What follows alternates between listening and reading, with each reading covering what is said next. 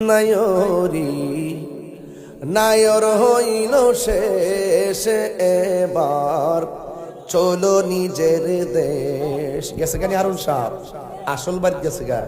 নায়রি নায়র হইল শেষ, এবার চলো নিজের দেশ। তোমার জীবন খাতাই লিখায় আছে, জীবন খাতাই লিখায় আছে স্বামীরা দেশ। এবার চলো নিজের দেশ।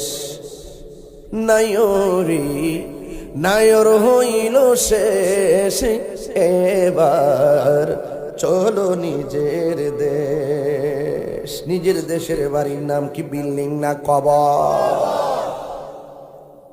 উপায় থাকতো না। আহলে বাইতের প্রেম সারা কেউ জান্নাতে যেতে পারতো না। মনে রাখেন, আহলে বাইত কি শুধু ভালোবাসা ঈমান না, এটা ঈমানের অবিচ্ছেদ্য অংশ।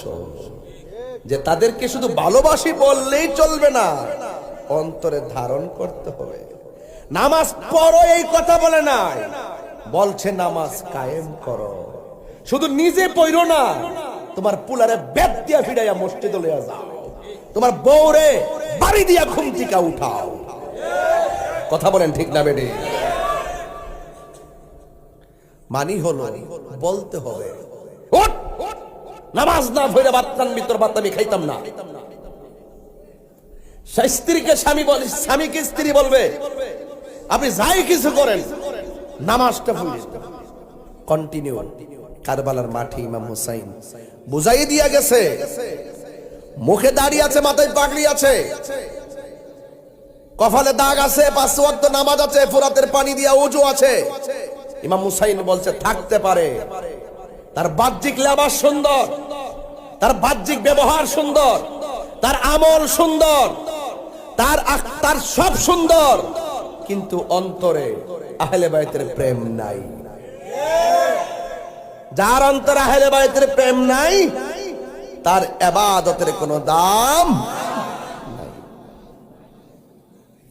এখানে আপনারা বলেন আমরা কি এজিদি না হুসাইনি? কারা কারা হুসাইনি হাত তোলেন তো দেখি।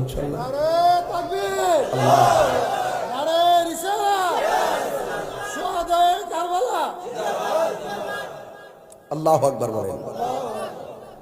শুহাদায়ে কারবালা মাহফিল, আবার মাসটা হলো মুহররম। এই জায়গায় যদি আমরা